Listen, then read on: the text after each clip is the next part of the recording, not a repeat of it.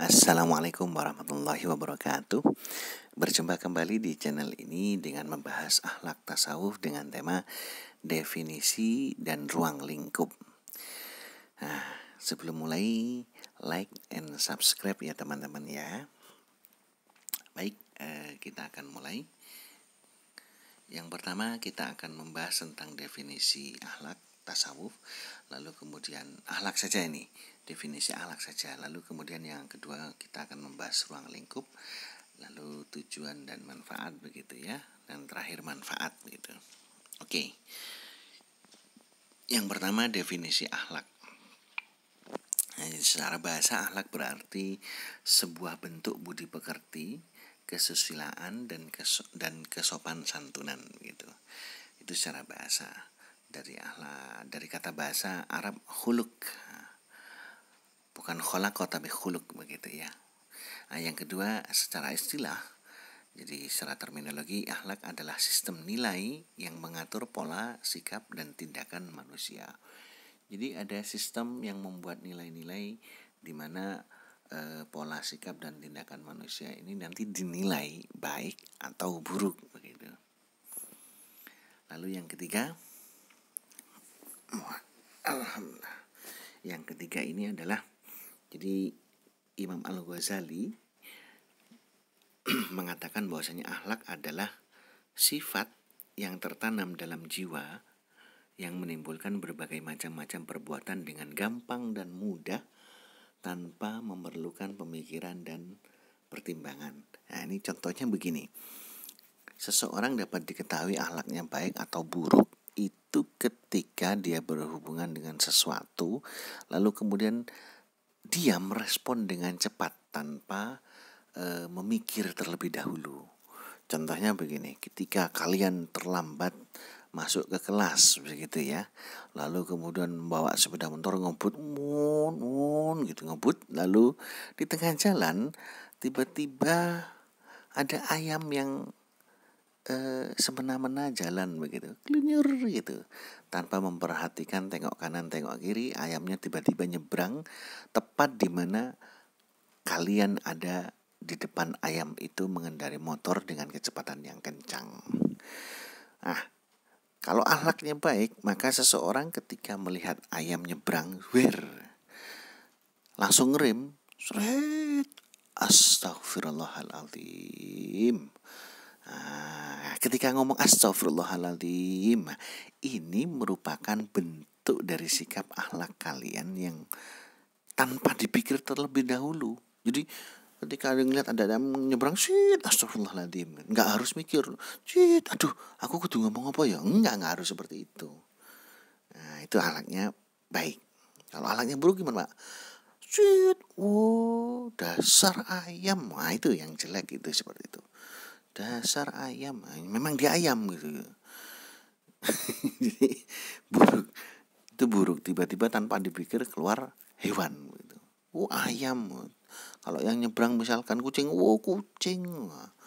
Kalau yang nyebrang misalkan monyet gitu, monyet, nah gitu misalkan.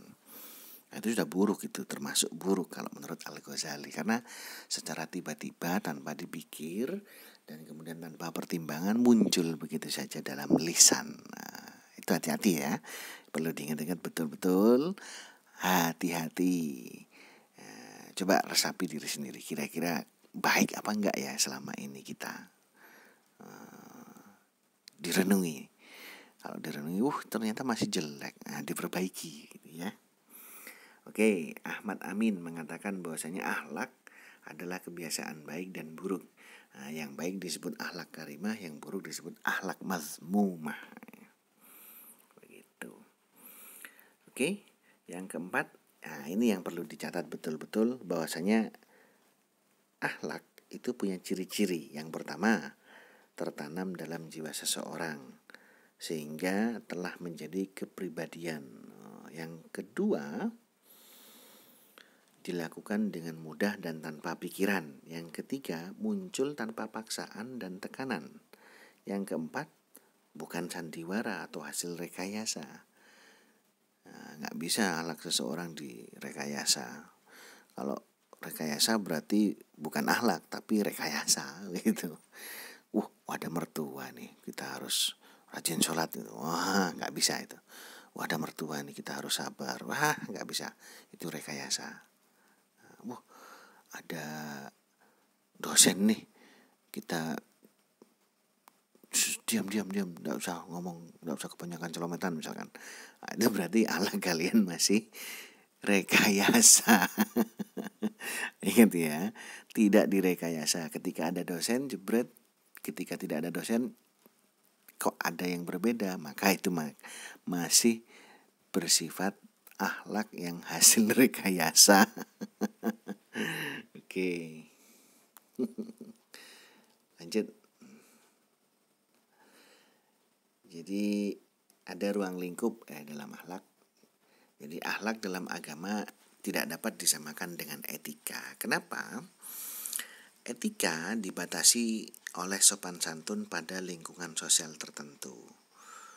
Etika Timur Tengah, etika Timur, bangsa Timur, etika Barat, bangsa Barat, itu berbeda.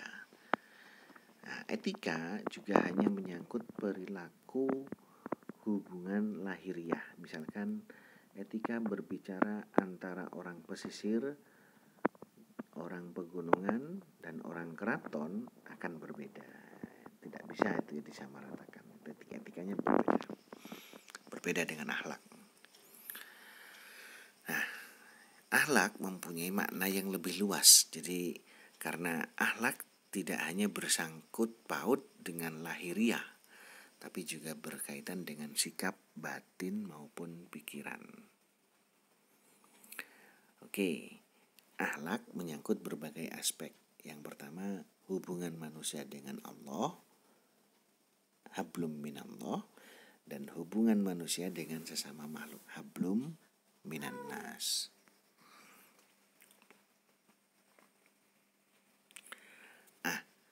Akhlak terhadap Allah. Jadi bermula dari pengakuan dan kesadaran kita sebagai manusia bahwasanya tiada Tuhan melainkan Allah. La ilaha illallah. Yang kedua, bersyukur. Jadi akhlak terhadap Allah ini dapat kita capai dengan cara bersyukur kepada Allah. Jadi manusia diperintahkan untuk memuji dan bersyukur kepada Allah.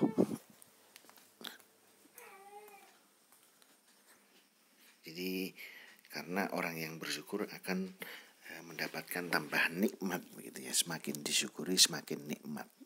Semakin banyak nikmat yang diberikan kepada kita sebagai manusia. Nah, caranya kemudian yang berikutnya adalah meyakini kesempurnaan Allah. Bahwasanya Allah mempunyai sifat maha sempurna.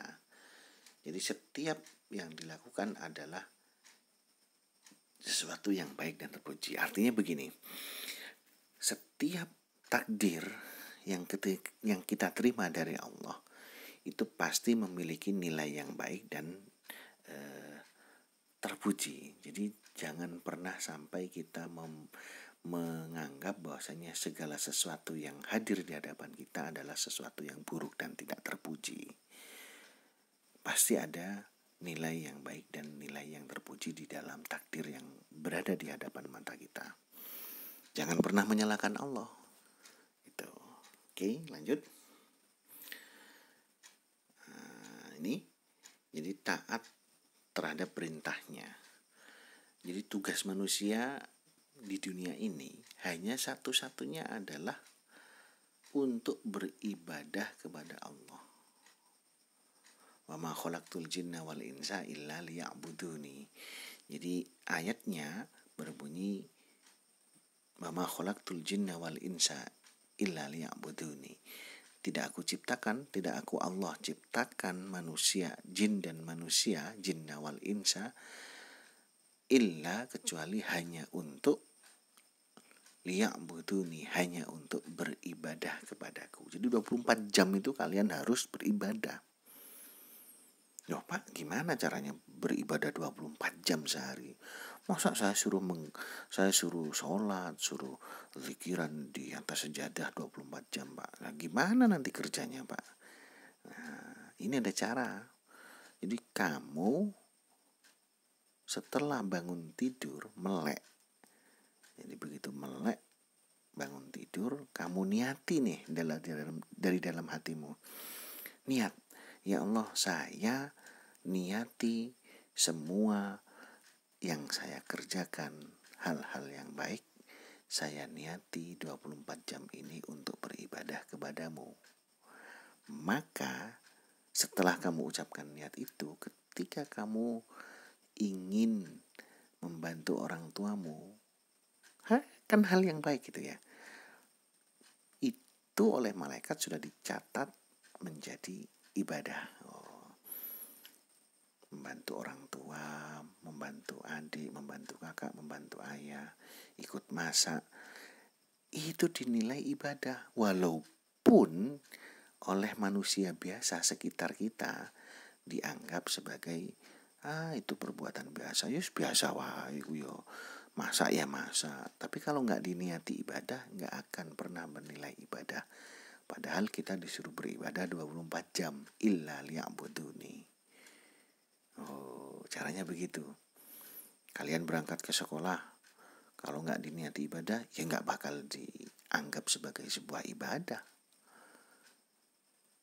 Kalian berjalan, kalian naik motor ke kampus, kalian buka laptop, kalian buka HP, kalian mencari Google.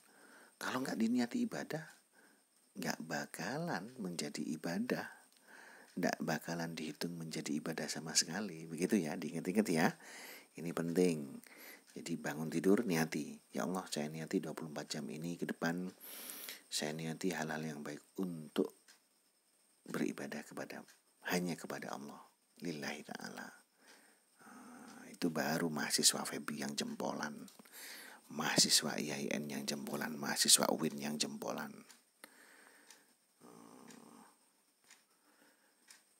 Oke, lalu bagaimana dengan akhlak terhadap sesama manusia? Jadi akhlak terhadap sesama manusia, kita diciptakan sebagai makhluk yang sempurna. Jadi maka dilarang bagi kita sesama manusia untuk menganggap aku ini lebih unggul daripada kamu, aku ini lebih terhormat daripada kamu, aku ini lebih wah daripada kamu, aku ini lebih pintar daripada kamu. Jangan pernah berbuat atau bersikap seperti itu. Karena apa? Karena manusia diciptakan secara sempurna semuanya. Tidak ada yang jongceling atau tidak ada yang timpang satu sama lain. Semua sempurna. Tidak ada yang merasa lebih tinggi. Tidak boleh. Itu. Lalu ada akhlak terhadap hewan sebagai sesama makhluk ciptaan Allah. Nah, hewan juga memiliki kedudukan yang sama dengan manusia. Apa? Mengisi bumi dengan memberikan manfaat. Maka ada banyak bentuk larangan, seperti larangan membunuh hewan-hewan tertentu begitu ya. Lalu kemudian larangan menyakiti hewan. Karena apa? Karena asasnya adalah sama-sama mengisi bumi dengan manfaat. Maka jangan sampai kita melakukan animal welfare, kita melakukan sebuah kejahatan terhadap hewan begitu. Bagus. Yang ketiga adalah akhlak terhadap lingkungan. Yang dimaksud lingkungan di sini adalah segala sesuatu yang berada di sekitar manusia berupa tanaman ataupun makhluk tidak bernyawa yang merupakan kesatuan ekosistem kehidupan. Ini kita harus saling menjaga. Jadi kalau ada yang menebang pohon secara ilegal ya diusut. Lalu kemudian kalau tambangnya melakukan penambangan liar ya juga harus diusut. Kalau bagaimana dengan pabrik-pabrik besar, Pak? Ya harus ikut aturan. Kalau seperti itu harus ikut aturan yang dibuat oleh siapa? Negara. Jadi negara itu pasti menciptakan aturan. Pak, kalau misalkan ada yang dikorupsi, laporkan. Oke. Lanjut, nomor 4 adalah Jadi pedoman akhlak terhadap lingkungan apa saja adalah hal-hal yang berkait tugas kekhalifahan manusia di bumi yang mengandung arti manusia harus mengayomi, manusia harus memelihara, dan manusia harus saling membimbing agar setiap makhluk mencapai tujuan penciptaan. Begitu. Baik, demikian yang dapat saya sampaikan. Terima kasih. Kita lanjut di bagian part kedua di video link selanjutnya lainnya. Like dan subscribe jangan lupa. Terima kasih atas yang perhatian kalian yang menonton video ini dari awal hingga akhir.